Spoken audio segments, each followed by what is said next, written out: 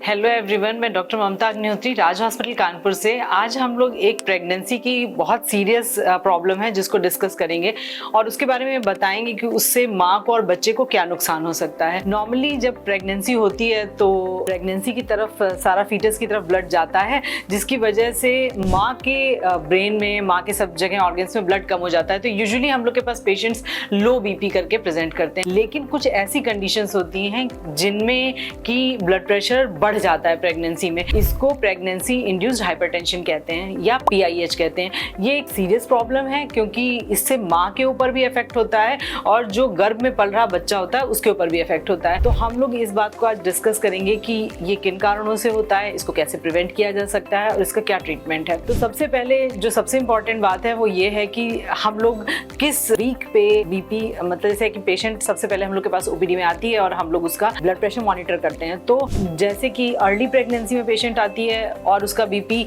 बढ़ा हुआ होता है, मान लीजिए कि 140/90 है या 150/100 है किसी का बीपी, तो इसका मतलब ये है कि वो उस पेशेंट को हम लोग प्रेगनेंसी इंड्यूस्ड हाइपरटेंशन नहीं कहेंगे। मतलब जैसे 40 वीक्स की प्रेगनेंसी होती है तो जो फर्स्ट 20 वीक्स होते हैं अगर उसमें ब्लड प्रेशर बढ़ता है तो वो क्रॉनिक हाइपरटेंशन या एसेंशियल हाइपरटेंशन होता है, वो प्रेगनेंसी से इंड्यूस नहीं होता है। और अगर लास्ट के 20 वीक्स में बढ़ता है तो उसको प्रेगनेंसी इंड्यूस्ड हाइपरटेंशन कहते हैं। तो बेसिकली हम लोग को ये डिफरेंशिएट करना है कि मतलब अगर उसको पहले से ही बीपी है तो उसके कुछ और रीजंस हो सकते हैं, जैसे कोई रीनल कॉज हो सकता है या कोई उसको फैमिलियल हो सकता है और उसके लिए उसको पहले दवा भी चल रही हो सकती है। तो हम लोग को ये चीज़ बेसिकली डिफरेंशिएट करना है। तो ठीक है, तो हम लोग के पास पेशेंट आती है और हम लोग उसका बीपी मॉनिटर करते हैं। शुरू के 20 हफ्ते में उसका बीपी सही रहता है और 20 हफ्ते के बाद बढ़ना शुरू होता है। ये हमारे टिपिकल पेशेंट है जो कि PIH का है। अब ऐसा क्यों होता है कि अधिकतर पेशेंट्स जो होते हैं प्रेगनेंसी की उनका ब्लड प्रेशर कम होता है लेकिन कुछ में बढ़ा हुआ होता है। तो इसका जो बेसिक कारण होता है वो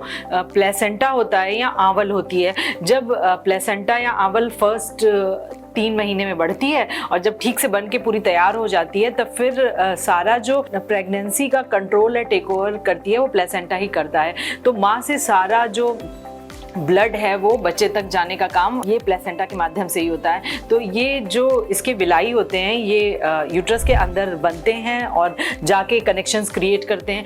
तो कभी कभी ऐसा होता है कि ये कनेक्शंस ठीक से नहीं बनते हैं और माँ से ब्लड फ्लो अच्छा नहीं आ रहा होता है बच्चे को। तो जब ये ऐसा होता है और बच्चे की ग्रोथ नहीं हो पा रही होती है तो फिर माँ का बीपी बढ़ने लगता है, जिससे कि वो ज़्यादा ब्लड बच्चे को दे सके, बच्चे की ग्रोथ बढ़ा सके। लेकिन चूंकि प्लेसेंटा ही डिफेक्टिव है तो अब बच्चे को ब्लड भी नहीं जा रहा है और माँ का कंटिन्यूसली ब्लड प्रेशर बढ़ता जा रहा है।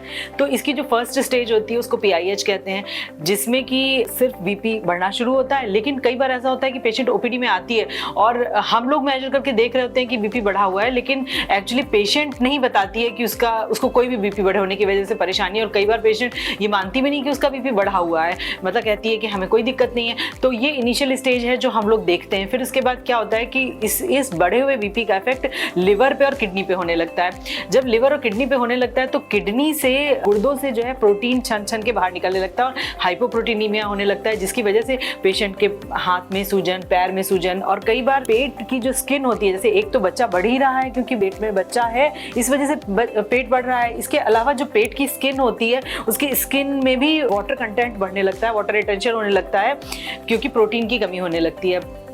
तो एक तो ये भी कारण होता है जिसकी वजह से स्वेलिंग क्रिएट होने लगती है। तो पेशेंट, ये सेकेंड स्टेज होती है जिसमें कि लिवर और किडनी को भी इफेक्ट होने लगता है और इसको प्री एक्लेम्प्टिक टॉक्सीमिया कहा जाता है या PET कहा जाता है। अब यदि पेशेंट इस पे भी आपकी बीपी की दवा नहीं खा रही है या आपको डॉक्टर को दिखाने नहीं आ रही है तो फिर धीरे धीरे ये और बढ़ता जाता है, ये और अनकंट्रोल्ड हो जाता है और फिर ये ब्रेन पे इफेक्ट करता है। जब ये ब्रेन पे इफेक्ट करता है तब इससे झटके आने शुरू हो जाते हैं, दौरे पड़ने लग जाते हैं पेशेंट को। इसको प्री एक्लेम्प्टिक टॉक्सीमिया कहते हैं। तो ये 3 अलग अलग स्टेजेस हैं जो कि प्रोग्रेसिव हैं। एक पे ही अगर हम उसको कंट्रोल कर लें तो वो दूसरे पे नहीं जाएगी और अगर दूसरे पे कंट्रोल करें तो तीसरे पे नहीं जाएगी। तो हम लोगों को इस एटियोलॉजी को समझना है और पेशेंट की काउंसलिंग उसी हिसाब से करनी है कि आपको ये दिक्कत है और इस वजह से हो रही है दिक्कत, तो आप इसके लिए ये मेजर्स लें। ये चीज हम लोग को एक्सप्लेन करनी है उनको। काउंसलिंग के अलावा हमें उसकी मॉनिटरिंग भी करनी बहुत जरूरी है। जैसे कि नॉर्मली हम लोग पेशेंट को अगर एक महीने पे चेकअप के लिए बुलाते हैं, तो ऐसे पेशेंट जो हाई रिस्क पेशेंट है इनको हम लोग कई बार 15-15 दिन पे भी चेकअप के लिए बुलाते हैं।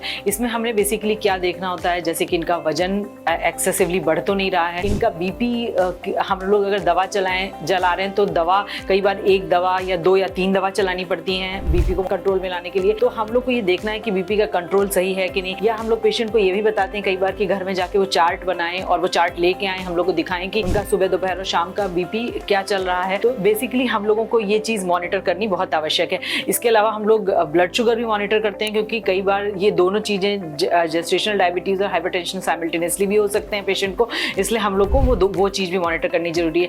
अब दूसरी बात जो इंपॉर्टेंट है कि जैसे बच्चा जो गर्भ में पल रहा है उस पर क्या परिवर्तन होता है। जैसे मान लीजिए बहुत ब्लड प्रेशर बढ़ जाता है तो, और इस तरह की प्लेसेंटा की जो वेसल्स होती है बहुत पतली पतली हो जाती हैं और उनका ब्लड फ्लो भी कम हो जाता है। तो इसका मतलब है कि माँ से जो बच्चे को ब्लड फ्लो आ रहा है वो कम है। तो हम लोगों को जो स्कैन्स हैं, अल्ट्रासाउंड स्कैन्स हैं, वो 2 तरह के इंपॉर्टेंट स्कैन्स कराने पड़ते हैं। इसमें एक तो डॉपलर स्कैन कराना पड़ता है, जिसमें हम लोग ये सुनिश्चित करते हैं कि माँ से जो है बच्चे को जो ब्लड आ रहा है वो सही आ रहा है कि नहीं आ रहा है। तो हम लोग जो वेसल्स हैं उनमें चेक करते हैं कि अम्बिलिकल वेसल्स में और यूट्राइन वेसल्स में सब में ब्लड फ्लो प्रॉपर है कि नहीं, उसके इंडाइसेस सारे चेक करते हैं कि सही चल रहे हैं कि नहीं चल रहे हैं, और उसके हिसाब से हम लोग ट्रीटमेंट उसका प्लान करते हैं। दूसरी बात ये करते हैं कि अगर बच्चे का ग्रोथ स्कैन भी बहुत इंपॉर्टेंट है, कि जैसे बच्चे के सारे पैरामीटर्स जैसे बाइपेराइटल डायमीटर, उसके एब्डोमिनल सर्कमफ्रेंस, ये सारे जो पैरामीटर्स हैं वो भी सही ग्रो कर रहे हैं कि नहीं, कोई असिमेट्रिकल ग्रोथ तो नहीं हो रही है, IUGR या इंट्रायूट्राइन ग्रोथ रिटार्डेशन हो रहा है कि नहीं, ये भी चेक करते हैं। तीसरी बात जो बहुत इंपॉर्टेंट चेक करते हैं वो ये कि जो उसका फ्लूइड है वो सही चल रहा है कि नहीं। जैसे जिस पानी में बच्चा रहता है, मूव करता है, जिससे उसकी ग्रोथ प्रॉपर होती है, वो सही चल रही है कि नहीं, ये भी जानना बहुत जरूरी है। तो उसके लिए हम लोग एमनियोटिक फ्लूइड इंडेक्स नापते हैं अल्ट्रासोनोग्राफी से, जिससे कि हम लोग ये चेक करते हैं कि सही प्रॉपर फ्लूइड बन रहा है कि नहीं बन रहा है, और अगर नहीं बन रहा है फ्लूइड तो हम लोग फिर उसकी दवाएं देते हैं जिससे कि हम लोग उसको बढ़ा सके। तो अब ये भी हम लोग डिस्कस करना चाहते हैं कि अगर जैसे किसी पेशेंट में पहले ऐसी हिस्ट्री है कि उसका ब्लड प्रेशर बढ़ा हुआ था, तो अब हम लोग नेक्स्ट प्रेगनेंसी अगर प्लान कर रहे हैं, या पेशेंट के में कोई हाई रिस्क फैक्टर है, जैसे बहुत मोटी है पेशेंट तो उस या अनहेल्दी है, तो हम लोग उसमें क्या प्रिकॉशन ले सकते हैं जिससे कि उसको प्रेगनेंसी में PIH ना हो। इसके लिए वेट मैनेजमेंट सबसे इंपॉर्टेंट बात है। अगर हम लोग शुरू से ही कम वेट लेके चलेंगे तो निश्चय ही ये सारी समस्याएं जो हैं वो नहीं होंगी। दूसरी बात, सॉल्ट रिस्ट्रिक्शन बहुत इंपॉर्टेंट है। ऐसे पेशेंट्स को जिनको की बीपी बढ़ने की टेंडेंसी है, उनको बहुत ज्यादा नमक, एडिशनल नमक, जैसे मान लीजिए आप जितना खाने में खाते हैं उतना खा सकते हैं, लेकिन एडिशनल अचार, बुकनू, इस तरह की जो चीजें जिसमें हाई सॉल्ट कंटेंट होता है उसे आप नहीं लेंगे। ठीक है, तो हम लोगों ने प्रिवेंशन कर लिया, फिर उसके बाद प्रेगनेंसी हो गई। मान लीजिए कि उसका ब्लड प्रेशर बढ़ा, पेशेंट आई ही इस स्टेज में कि उसका बीपी बढ़ा हुआ है, तो हम लोग क्या करेंगे। अब उस स्टेज में हम लोग कोशिश करते हैं कि हम लोग हेल्दी लाइफस्टाइल बताने की, डाइट में चेंजेस करने की, सॉल्ट रिस्ट्रिक्शन करने की।